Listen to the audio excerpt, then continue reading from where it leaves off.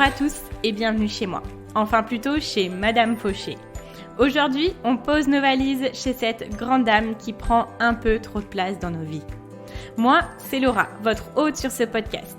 Chaque semaine, on aborde le sujet de l'argent pour le mettre au service de vos ambitions et reprendre le pouvoir sur votre vie. Alors, prêt à sortir de la fauche ? Faisons le chemin ensemble, sans pression, pas à pas, comme à la maison. Vous êtes prêts ? C'est parti.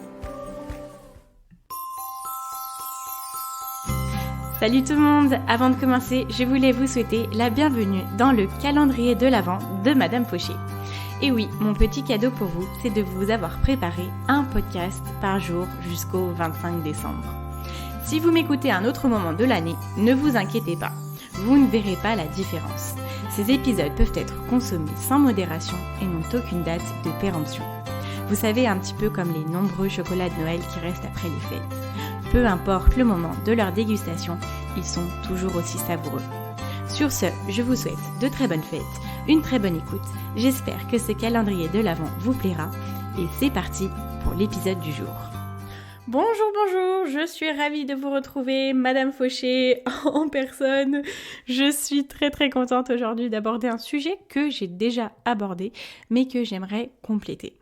Je vous parle justement, comme vous en avez pu voir le titre, de ma méthode ultime pour gérer son argent. Alors, jusqu'à présent, qu'est-ce qu'on a fait ?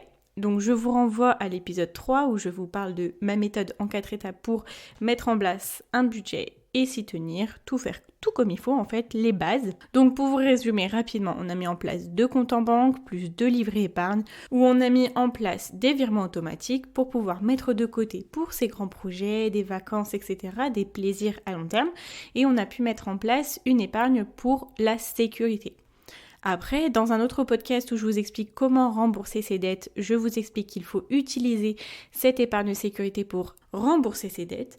Donc là, on est dans un contexte où on a mis en place ces comptes-là. On a les bons pourcentages de dépenses d'épargne et on a remboursé nos dettes. Ou du moins, elles sont en cours de remboursement. Voilà, la première priorité, c'est de rembourser les feux financiers, tout ce qui est très urgent à rembourser et de constituer notre épargne de sécurité petit à petit. Bon, voilà, là, on est sur les bases. Maintenant, j'aimerais aller un petit peu plus loin sur les choses qu'on peut mettre en place pour être au top niveau budget. Petit aparté, pour les entrepreneurs, cette gestion de budget-là a été adaptée. Je vous ai fait du coup l'épisode 4 où je vous donne quelque chose de plus sur mesure pour vous, pour pouvoir gérer votre budget comme il faut. Avant cet épisode-là, il est aussi important d'avoir acquis le fait de vivre en dessous de ses moyens pour l'instant, pour constituer une épargne sécurité, pour pouvoir être serein avec notre argent et avec l'avenir, et mis ses objectifs en place. Donc là aussi, j'ai créé un épisode pour vous qui est l'épisode, je vais vous dire tout de suite, l'épisode 5. Donc vous voyez, ils se suivent bien. Et là, on voit notre vision, quels sont nos objectifs pour dans 1 an, 3 ans, 5 ans, 10 ans. Voilà, j'avais besoin de faire ce petit topo parce que pour moi, il est important d'avoir des bases solides avant d'aller plus loin. Ça ne sert à rien d'aller plus loin si on n'a pas déjà mis en place ces choses-là qui, à chaque mois, vont nous aider à devenir de plus en plus en sécurité financièrement. Ok, je vous ai préparé 4 étapes qui vont vous permettre de monter d'un niveau dans la gestion de votre argent et dans la préparation de votre avenir. La première, je vous en ai déjà parlé à quelques reprises, mais là, il est temps qu'elle soit bien ancrée dans votre quotidien. Et la dernière, il est sûr que je ne vous en ai jamais parlé, c'est un processus dans lequel je suis actuellement et qui, vous allez voir, va être un sacré travail. J'ai hâte de vous en parler. Alors, première étape, c'est de mettre en place un date night. Qu'est-ce que c'est un date night pour les personnes qui n'en ont pas encore entendu parler? C'est un concept instauré par Scott Pape. D'ailleurs, ce podcast est aussi inspiré en grande partie de ce qu'il dit dans son livre The Barefoot Investor. Je vous en parle tout le temps, je pense que maintenant vous le savez, mais je reste sur les mêmes bases, pas besoin de s'éparpiller dans 8000 méthodes. On fait une chose et on s'y tient. Alors, le date night, c'est histoire d'instaurer des moments avec peut-être votre partenaire, avec quelqu'un de votre famille ou même avec vous-même où vous allez passer un soir ou je sais pas, une après-midi à parler d'argent. Pour lui, le date night, ça peut être par exemple une sortie au restaurant avec votre compagnon une fois par mois où vous allez parler d'argent. Donc, où en est votre épargne? Quels sont vos objectifs? Qu'est-ce que vous avez vu de nouveau? Qu'est-ce qui s'est passé financièrement dans votre semaine? Où en sont vos dépenses, etc. Qu'est-ce que vous voulez mettre en place? Vous pouvez même faire des demandes pour ouvrir par exemple des comptes. Si vous voulez ouvrir un livret A par exemple, faites-le en même temps pendant votre date. Et au dessert, vous appréciez. Ce date night aussi, ça vous permet d'instaurer une vraie communication sur l'argent dans un couple, dans un foyer, ou si vous le faites tout seul ou avec un ami, pour vous-même. Mais quand on met les choses concrètement dans la vie, quand on en parle dans la vie, c'est quelque chose qui devient quotidien et on apporte tout plein de bonnes ondes autour de ça. Et deuxième chose, ça nous permet d'avoir une notion de plaisir assimilée avec la gestion de l'argent. On va faire travailler notre inconscient et lui donner l'information que l'argent, le travail sur l'argent, c'est du plaisir. Voilà, petite étape rapide, je vous en ai déjà parlé, mais voilà, ça peut être intéressant de mettre en place et d'instaurer vraiment ce rendez-vous mensuel qui vous apportera le plus grand bien. Ok, deuxième étape, et là vraiment on rentre dans le vif du sujet, je ne vous en ai jamais parlé, mais il est temps, je pense, maintenant qu'on est arrivé à ce stade-là. Alors, ce qu'on va faire, c'est qu'on va ouvrir un compte Mojo. Qu'est-ce que c'est un compte Mojo? Vous savez, en anglais, Mojo, c'est le bonheur, c'est notre joie de vivre, c'est notre énergie. Vous voyez un petit peu ce que... Mojo, vous voyez? Et ce qu'il dit, Scott Pape, c'est « Get your mojo back ». Récupère ton mojo. Comment faire ça? C'est qu'on va ouvrir un compte qu'on appelle du coup Mojo. Et c'est un livret épargne que l'on va prendre pour être encore plus en sécurité financièrement. Ce qu'on sait sur l'argent, c'est que c'est la source numéro 1 de stress pour les femmes en particulier. Des études ont été faites à l'université de Harvard et de Princeton montrent à répétition que ce qui avait un impact positif sur le bonheur, c'était en grande partie les économies. Parce que les économies sont égales à la liberté. Quand tu as de l'argent à la banque, tu es libre de vivre ta vie selon tes propres règles. Tu as le pouvoir sur ta vie. Imaginez que vous avez un boss horrible que vous ne voulez absolument plus voir, vous ne voulez plus travailler pour lui, vous avez des managers avec qui vous ne vous entendez pas. Imaginez par exemple que votre maison prenne feu, imaginez que votre voiture est un problème, et imaginez par exemple que quelqu'un de votre famille ait besoin de vous. Si vous avez cet argent-là de côté, qui vous permettent de vous libérer de toutes ces situations-là, vous allez être beaucoup plus serein. Le jour où vous voulez partir de votre travail, vous allez lui dire à votre boss d'aller se faire cuire un œuf dans le plus grand des calmes sans avoir peur. Votre maison prend feu, vous avez l'argent déjà pour vous retourner, pour aller à l'hôtel rapidement, pour avoir tout ce qu'il faut pour subvenir à vos besoins au plus vite, avant d'attendre l'argent. Pardon, c'est mon enceinte qui s'éteint. Avant d'avoir l'argent des assurances. Votre voiture a un problème, vous allez changer ce problème-là sans avoir de seconde pensée sur le fait que vous allez dépenser de l'argent et vous mettre dans la panade. Alors, l'objectif du coup de ce compte Mojo, c'est d'avoir au moins 1 200 € au plus vite dessus pour pouvoir être serein avec l'avenir dans beaucoup de domaines. Ce compte-là, c'est un compte qui est indépendant de tous vos instituts financiers où vous êtes, si vous avez 1 ou 2 banques, c'est quelque chose qui est dans une autre banque complètement. Vous n'y avez pas accès facilement pour retirer de l'argent, par exemple à la fin du mois, si vous vous rendez compte que vous avez dépensé un petit peu trop. Il va être mis en place dans un livret épargne, le livret que vous voulez, mais l'objectif est que si vous avez besoin de l'argent en moins de 48 heures, vous puissiez y accéder. Alors, vous allez me dire, comment est-ce que je fais pour avoir 1 200 € dans ce livret? C'est là que toutes vos ressources vont être essentielles. Quand vous allez faire du déclutter, peut-être que actuellement vous avez plein de choses chez vous que vous n'utilisez pas, qui vous encombrent l'esprit, qui vous encombrent physiquement. Commencez à faire un énorme tri chez vous et regardez tout ce que vous pouvez vendre en brocante, bon peut-être plus maintenant en ce moment, mais que vous puissiez vendre sur Vinted, Le Bon Coin, Marketplace, etc. Vous n'avez pas idée le nombre de choses que vous pouvez vendre chez vous et qui peuvent vous rapporter de l'argent. Ensuite, des heures supplémentaires par exemple. Vous pouvez faire du Airbnb chez vous. Vous pouvez vendre des habits sur Vinted. Vous pouvez... Et en fait, ce que Scott Pape il dit, lui, il dit faites ça vraiment au plus vite. Il faut que vous trouviez absolument 1200 €. Donc lui, il dit 2000 $. Mais quand j'ai converti les dollars australiens en euros, c'est 1200 €. Donc moi, je suis partie sur cette base-là. Il dit même vendez un rein s'il faut, mais il faut que vous ayez cet argent-là sur ce compte. Bon. Bien sûr, c'est de l'humour, mais l'objectif est de faire tout ce qui est à votre pouvoir pour pouvoir récolter cet argent-là et le mettre dans ce compte en banque.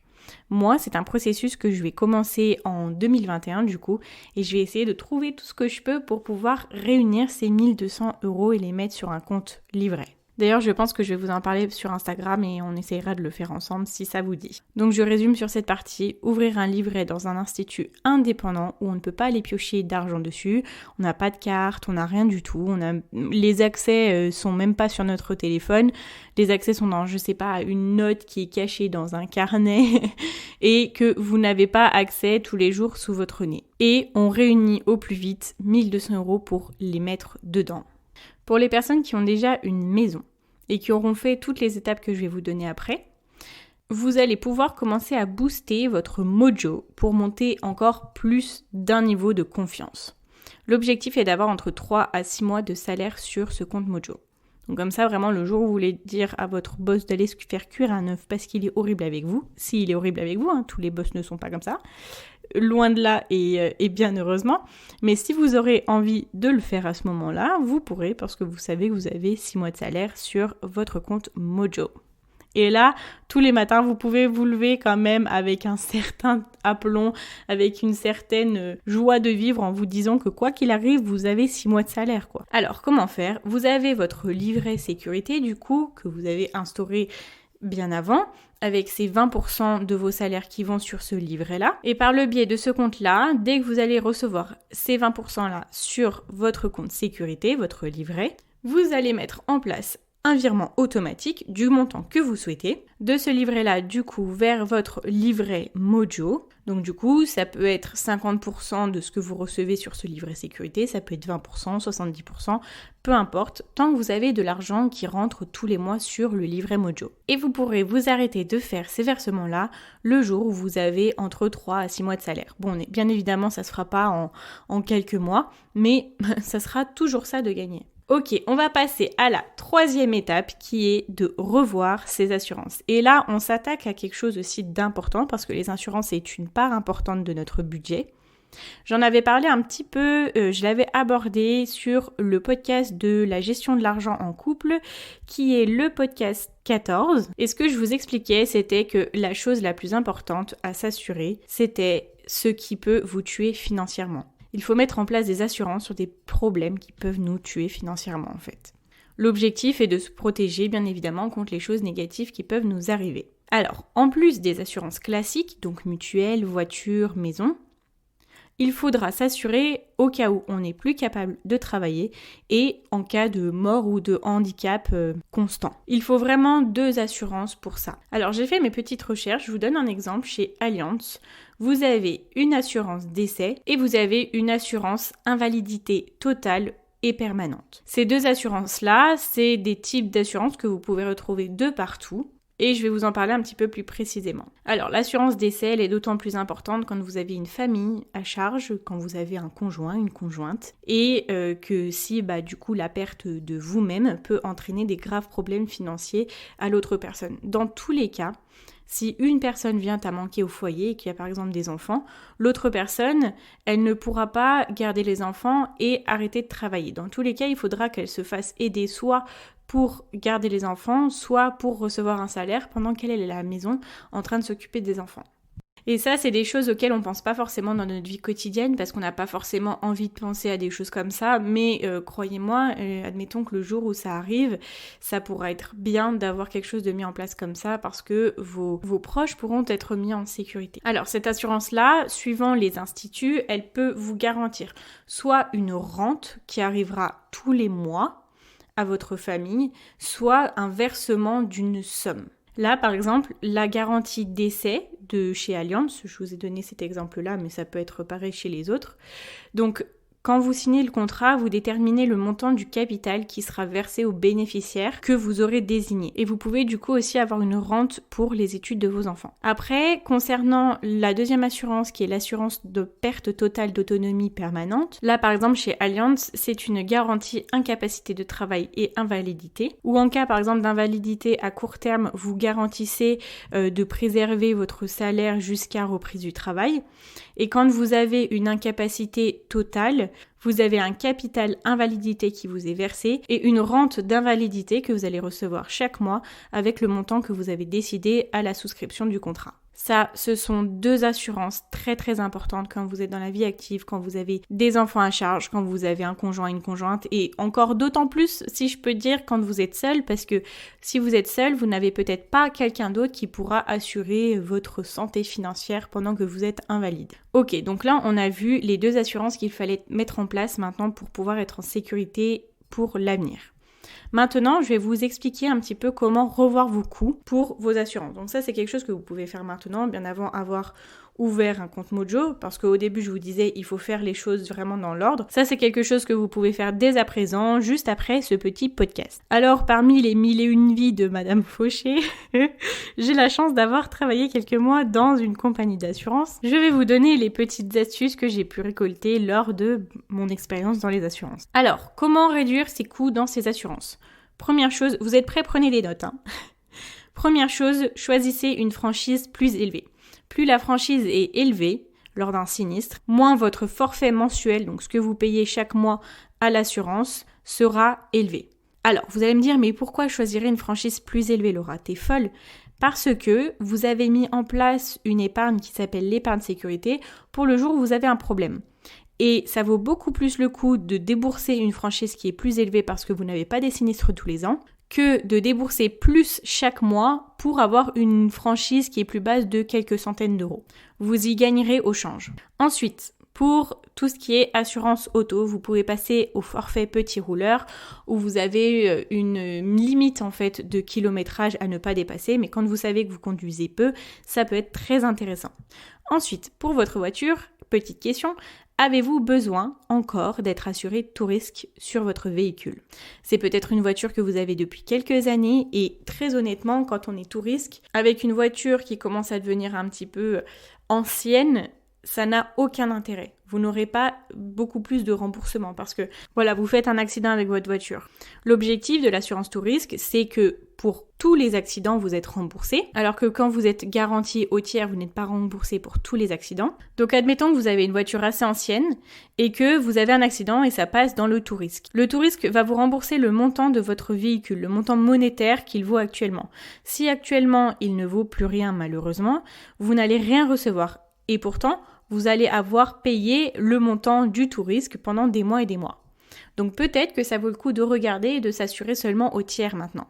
Et dans tous les cas, rassurez-vous, vous avez votre épargne sécurité. Ensuite, ce qui réduit votre assurance auto, c'est d'avoir un garage fermé. Donc ça, précisez-le bien quand vous créez votre contrat auto, c'est que vous pouvez mettre votre voiture dans un garage fermé et clos. Ensuite, pour tous les 2 roues. En hiver, vous n'utilisez pas votre 2 roues, donc il faut le mettre en hivernage. Qu'est-ce que c'est l'hivernage ? C'est que vous garantissez que votre moto, par exemple, va être mise dans un garage clos et fermé, et vous enlevez la garantie conducteur. Donc c'est-à-dire que vous avez uniquement les garanties si elle est volée, si un incendie, etc. Mais il n'y a aucune garantie conducteur. Et ce que vous pouvez faire, par exemple, vous passez un coup de fil à votre assureur début de l'hiver, vous lui dites « Je vais passer mon véhicule en hivernage, est-ce que vous pouvez m'imprimer le nouveau contrat ?» Et si pendant un week-end il fait super beau, vous savez que les routes ne sont pas gelées et que vous voulez utiliser votre moto, vous les rappelez, vous leur dites « Là, pendant 2 jours, j'aimerais sortir ma moto, est-ce qu'on peut faire un switch de contrat ?» Et ça vous permet de réduire drastiquement votre assurance pendant l'hiver. Et si vraiment vous voulez aller plus loin pour les assurances, vous pouvez faire ce que pas mal de personnes font et ce que nous on avait pas mal à la fin de l'année quand j'étais dans les assurances. Bon, on va se mettre sur le contrat auto parce que c'est l'une des assurances qui vous coûte le plus cher. Vous imprimez votre contrat auto, ou peut-être que vous l'avez déjà en imprimé. Vous le prenez avec vous, vous prenez un samedi après-midi, une après-midi que vous avez tranquille, et vous allez toquer chez 2 autres assureurs qui ne sont pas votre assureur actuel. Mes anciennes collègues, elles me tueraient si elles m'entendaient dire ça, mais c'est pas grave. C'est un petit secret qui se fait dans les assurances. Vous prenez votre contrat, vous allez toquer à la porte de 2 assureurs autres que le vôtre et vous allez leur demander un devis pour votre véhicule. Donc munissez-vous bien de votre carte grise et vous leur dites « Écoutez, j'aimerais changer, j'aimerais voir les prix que vous proposez, j'ai apporté mon contrat actuel, j'aimerais un devis avec les mêmes garanties, et c'est très important, et j'aimerais voir le prix que vous me proposez. » Pourquoi je vous dis qu'il faut les mêmes garanties ? Parce que, attention, quand on vous propose un prix bien plus bas, bizarrement plus bas, c'est que peut-être on ne vous a pas mis les mêmes garanties. Dans un sens, c'est peut-être révélateur parce que là, ils vont vous dire « Ah, peut-être que votre voiture, vous pouvez la passer au tiers. » Mais c'est important d'avoir un prix avec les mêmes garanties pour que, après, ça prenne toute son importance et je vais vous expliquer ça. Donc maintenant que vous avez 2 autres devis qui seront moins chers bien évidemment parce que les assureurs ont toujours des offres pour les nouveaux arrivants, vous allez prendre vos 2 devis et vous allez toquer à la porte de votre assureur actuel. Et vous allez leur dire « Écoutez, j'apprécie beaucoup ce que vous faites pour moi, j'aime beaucoup être chez vous, par contre je veux voir pour réduire le prix de mes assurances parce que je trouve personnellement qu'elles me coûtent trop cher actuellement. Donc je suis allée demander des prix chez 2 autres assureurs. Qu'est-ce que vous pouvez faire pour vous en rapprocher au maximum ?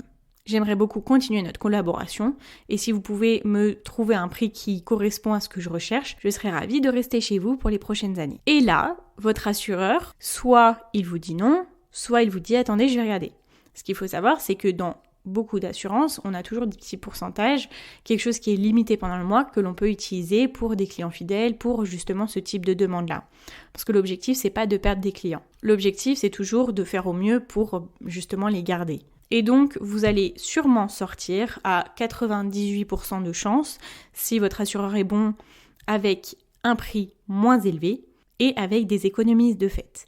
Petite chose, si votre assureur vous a dit un catégorique non, je ne peux rien faire pour vous monsieur, vous lui dites écoutez, je vous remercie, bonne journée. Parce qu'il faut savoir que les assureurs augmentent, alors ça c'est pas les agences, c'est les filiales qui augmentent les prix un petit peu chaque année. Donc c'est normal de voir débarquer des gens toutes les années qui ne comprennent pas pourquoi les prix ont augmenté et c'est normal de voir aussi des gens venir comparer les prix avec des autres devis qui viennent baisser le prix. C'est tout. C'est normal et franchement, personnellement, là où je travaillais, on le prenait pas mal. On se disait, il vient négocier les prix, il ressort avec une remise, tant mieux pour lui. Après, négocier pour une dizaine d'euros à l'année, concrètement, ça va plus vous faire perdre votre temps. Mais il peut y avoir de vraies économies de fait, ça peut être très très bon à faire. Ok, et dernière astuce pour réduire le prix de vos assurances, votre mutuelle.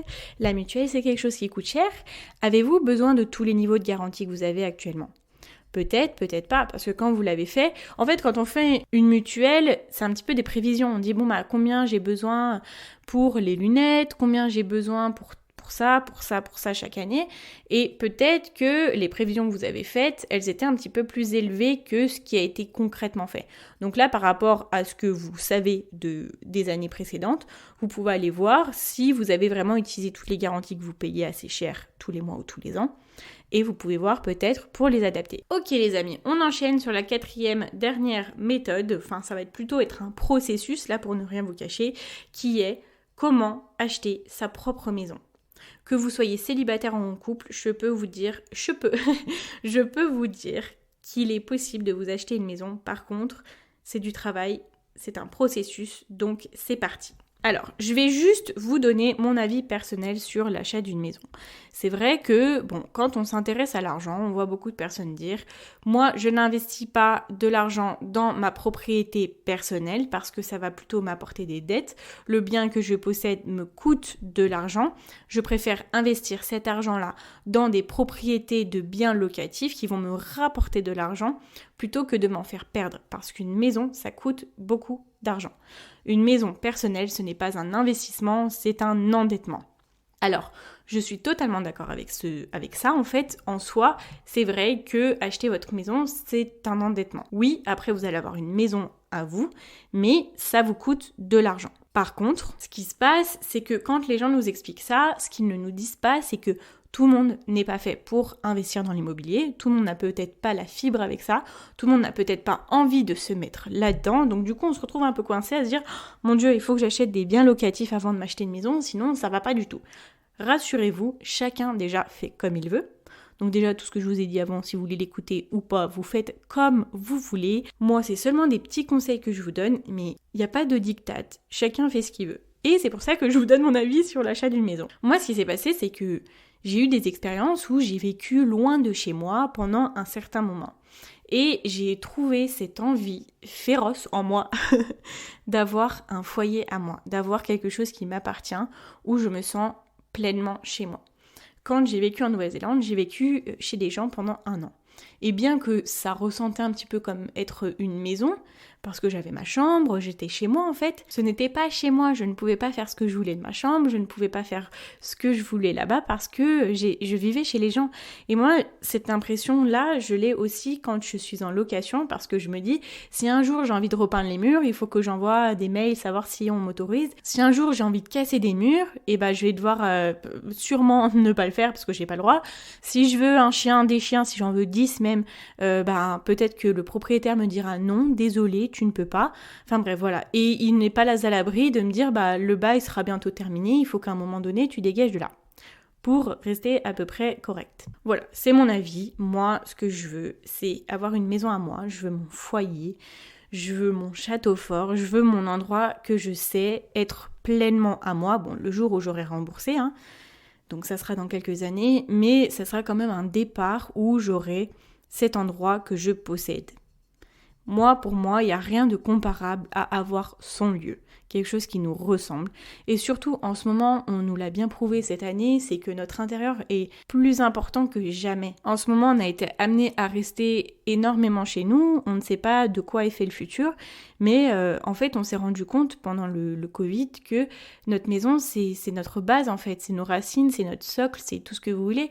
Donc moi, me dire que je suis logée dans un endroit que je ne possède pas et dans lequel je peux potentiellement être mis dehors pour quelconque raison, c'est pas ce que je veux à long terme. C'est ce que je veux peut-être maintenant, mais c'est pas ce que je voudrais à long terme. Ça peut le faire pour quelques mois, mais je ne veux pas vivre ma vie dans un bien que je loue. Après, voilà, il y a différents avis. Chacun, fait comme il l'entend. Chacun voit les choses de sa façon. Mais je voulais vous partager mon ressenti. Et cette méthode-là, ça va être justement pour ces personnes-là qui veulent une maison et qui ne sont pas forcément attirées par le fait de faire de l'investissement locatif. Ok. Acheter une maison, ça coûte cher, surtout en France et dans les grandes villes, notamment Paris. Paris, y a d'autres villes qui sont très très très chères. Moi, j'ai vécu à la frontière suisse et on était assez proche de prix parisiens. Bref, donc se loger coûte cher. Je vais vous donner juste une petite comparaison. Par exemple, en Afrique du Sud, le montant moyen d'une maison est d'à peine 60 000 € et c'est le prix d'un parking bien placé dans le centre de Paris, à environ 9 600 € le mètre carré. Mais what ? Oui, ça coûte cher, mais c'est d'autant plus une raison d'être bien organisé et de savoir comment mettre en place notre achat de maison. Alors, je vais vous donner des conseils que j'ai tirés de mes gourous vivants. On commence à avoir un petit peu toujours les mêmes, mais comme je vous le dis, on reste sur des bases solides. Scott Pape et Sutherman qui disent, première chose, très important, louer n'est pas perdre son argent. Du moins pas dans le court terme. Il est important de mettre sa santé financière d'aplomb avant de vouloir investir dans sa maison. Quand on loue, on n'a aucune responsabilité, on n'a pas les rénovations de la maison et vous allez voir dans quelques points qu'une maison coûte cher à entretenir. Donc vous ne perdez pas votre argent. Ensuite, il ne faut pas attendre que les prix de l'immobilier baissent. On ne peut pas planifier notre vie sur quelque chose sur lequel on n'a aucun contrôle. Le bon moment pour commencer à se préparer à l'achat d'une maison, c'est maintenant. Ensuite, attention à acheter une maison qui est dans nos moyens.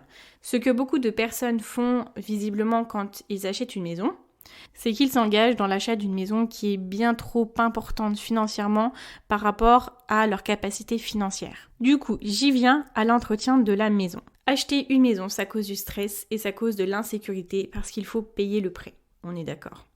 Et s'occuper d'une maison, ça coûte de l'argent. Il faut compter par an 5% du prix d'achat. Donc pensez à la maison de vos rêves, pensez à la maison que vous avez actuellement et en fait concrètement 5% du prix d'achat est déboursé chaque année pour l'entretien. Donc quand on a une maison, ça nous coûte plus d'argent que quand on est locataire.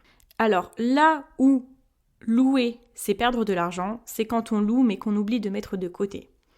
Pour ceux qui disent que louer fait perdre de l'argent, payer des intérêts à une banque sur un prêt, c'est aussi perdre de l'argent. Ce qu'on nous conseille quand on loue, en fait, c'est de payer sa location et la différence que l'on paierait avec un prêt, on la met de côté et on l'investit pour la faire fructifier. Le dernier conseil qu'on nous donne pour l'achat d'une maison, c'est de penser à d'autres éventualités. Peut-être que vous vivez dans un endroit qui coûte un petit peu trop cher et que vous pourriez être aussi bien dans quelques kilomètres plus loin où vous avez des prix qui sont bien moins importants. Ok, donc je ne vais pas vous laisser sans rien. Comment acheter sa maison ? Comment se préparer à acheter sa maison ? On va parler de deux choses. On va parler de l'économie pour un apport et on va parler de l'assurance emprunteur. Alors, c'est parti. Pour acheter sa maison, il est important d'avoir 20% du prix d'achat de la maison en apport. Ça vous permettra en fait de réduire le montant des intérêts que vous allez payer. Et quand on a 20%, ça nous fait augmenter notre scoring bancaire qui du coup est créé, qui est calculé à partir de cette composante-là, qui est calculé aussi à partir de notre âge, de notre profession, de la stabilité de notre emploi, de notre ancienneté dans notre emploi, de notre endettement, etc. Et c'est pour ça qu'il est important de faire les choses étape par étape. Maintenant qu'on a utilisé notre épargne sécurité pour construire et booster notre livret Mojo de 3 à 6 mois de salaire, on va utiliser cette épargne sécurité de 20% pour commencer à construire notre apport. Et en économisant 20% de votre salaire mensuel, vous allez voir que le chiffre va vite grimper. Quand vous aurez ces 20% d'apport par rapport au type de maison que vous voulez, vous allez pouvoir aller voir les banques pour demander un prêt et là, vous serez quand même assez serein sur l'attribution de ce prêt-là. Bon, bien évidemment, tout ce que je vous dis, ça ne vous empêche pas de vous renseigner au maximum parce que les choses peuvent évoluer, je n'ai pas la science infuse, donc renseignez-vous au maximum sur ce sujet-là. Alors, pour vous donner une petite idée, en Australie, à partir de 20% d'apport, on n'est pas obligé d'avoir une assurance emprunteur. En France, les choses sont un petit peu différentes parce que au niveau de la loi, on n'est pas obligé de prendre une assurance emprunteur, sauf que, visiblement, sans assurance emprunteur, aucune banque ne nous accordera le prêt. Pour vous expliquer ce que c'est l'assurance emprunteur, c'est pas vraiment une assurance qui vous protège vous, c'est une assurance qui protège la banque au cas où vous n'êtes pas en capacité de faire les remboursements. Et c'est nous qui payons pour ça et on paye très cher. Une assurance emprunteur, généralement, c'est 0,5% du montant initial de votre crédit immobilier sur la somme totale empruntée. Donc c'est-à-dire que si vous empruntez 200 000 euros et que vous les remboursez sur 20 ans, vous allez payer un total de 20 000 euros d'assurance. C'est énorme. Et ça va vous faire des mensualités de 83 euros environ par mois. Alors, comme visiblement en France, on est obligé de prendre une assurance emprunteur, il y a des dispositifs, des lois qui sont mises en place pour pouvoir permettre au plus grand nombre de personnes de prendre des prêts. Donc ce sont des lois qui vont vous permettre de comparer et d'essayer d'avoir les assurances emprunteurs les moins chères. Enfin, d'en avoir des moins chères. Donc déjà, on a la loi Lagarde de 2010 qui permet de choisir tout simplement votre assurance emprunteur. Votre banque n'a pas le droit de vous obliger à prendre l'assurance emprunteur chez eux. Bien sûr, elle vous conseillera fortement de prendre l'assurance emprunteur chez eux pour avoir l'acquisition de ce prêt. Mais à savoir que vous n'êtes pas dans l'obligation. Ensuite, vous avez la loi Hamon de 2014 qui vous permet de changer de contrat d'assurance emprunteur juste après la signature de votre contrat de prêt. Donc, c'est-à-dire que vous pouvez prendre cette assurance emprunteur chez votre banquier qui va vous faire votre prêt, donc du coup, ça sera un petit peu moins cher. Et dès que vous avez signé votre prêt, vous pouvez aller chercher des assurances emprunteurs beaucoup moins chères. Donc bon, c'est bien gentil, on va se dire « Ah bah non, je viens de signer chez eux et tout ». Les gars, on parle de 20 000 euros là, c'est hyper important, c'est votre argent, donc moi personnellement je le ferai. Et vous avez une dernière loi qui est l'amendement Bourquin de 2018 qui vous autorise à changer d'assurance de prêt chaque année pendant toute la durée de votre prêt. Donc si vous voulez aller faire ce que je vous ai expliqué pour vos assurances précédemment, pour votre assurance de prêt, toutes les années, vous pouvez aller le faire. Et les économies, donc ce qu'on prévoit grâce à ces lois, c'est que l'on peut économiser jusqu'à 10 000 euros en total sur notre assurance emprunteur. Donc pourquoi s'en priver ? Ok, donc là on avait de la matière. Alors, je vais vous donner un petit récap pour bien tout comprendre. Les étapes. Première chose, mettez en place un date night pour avoir un bon moment autour de l'argent, kiffer sur le sujet et instaurer une communication avec votre conjoint ou conjointe, par exemple, sur le domaine de l'argent. Ensuite, on va ouvrir un compte Mojo avec un livret, dans un établissement bancaire autre que tout ce que vous possédez, où il est difficile à accéder comme ça tous les jours, pour pouvoir avoir de l'argent si un jour vous avez un problème. Et vous allez pouvoir le booster si vous le souhaitez en utilisant votre épargne sécurité. Ensuite, troisième étape, c'est de revoir ses assurances. Mettez en place une assurance décès et une assurance invalidité totale et permanente pour pouvoir vous protéger vous-même ou vos proches en cas de problème physique. Et puis, je vous ai donné toutes les astuces pour revoir les coûts de vos assurances. Et dernière étape, on se prépare pour l'achat d'une maison en choisissant vraiment ce que l'on veut faire et en mettant du coup de côté au moins 20% du montant total de l'achat de votre maison de rêve. Et on fait bien attention à avoir une assurance emprunteur qui ne nous coûte pas trop d'argent, même si là on a toutes les astuces pour pouvoir en changer et d'économiser. Voilà, écoutez, ça faisait longtemps que je vous avais pas sorti une bonne méthode à la dure comme ça, avec des choses à mettre en place. Et vraiment, j'aime beaucoup ces épisodes-là parce que là, on a quelque chose de concret. Donc comme je vous l'ai dit, le compte Mojo, ça va être un thème sur Instagram pour les personnes qui me suivent sur Instagram l'année prochaine. Donc je vais essayer de créer un truc pour qu'on crée quelque chose ensemble, pour qu'on se booste, pour essayer de gagner de l'argent, grappiller de l'argent un peu de partout pour avoir 1200 €. Si cet épisode vous a plu, je vous laisse me mettre une petite note de 5 étoiles, pourquoi pas sur Apple Podcast, ou à me laisser un avis. Franchement, ça me fait trop plaisir quand je vois les derniers avis, là, franchement, ça me fait trop plaisir. Et je vous invite à venir vous abonner sur la plateforme de votre choix, ou alors sur YouTube, parce que j'y suis depuis peu. Je voulais juste aussi en profiter pour vous dire merci pour tous vos petits messages auxquels je prends grand plaisir à lire et puis à vous répondre, à discuter avec vous. Franchement, ça me fait vraiment plaisir. Là, je vois une grosse différence avec le calendrier de l'Avent parce que je vois que ça vous plaît beaucoup et je vois que ça vous aide aussi. Donc, c'est vraiment ce pourquoi je fais ce podcast. Donc, vous pouvez continuer à venir me parler en DM. Je réponds à tout le monde. J'ai été ravie d'être avec vous aujourd'hui. Je vous laisse. Je vous dis à demain pour un nouvel épisode du calendrier de l'Avent de Madame Fauché. Et en attendant, n'oubliez pas que vos ambitions n'attendent pas. Ciao, ciao!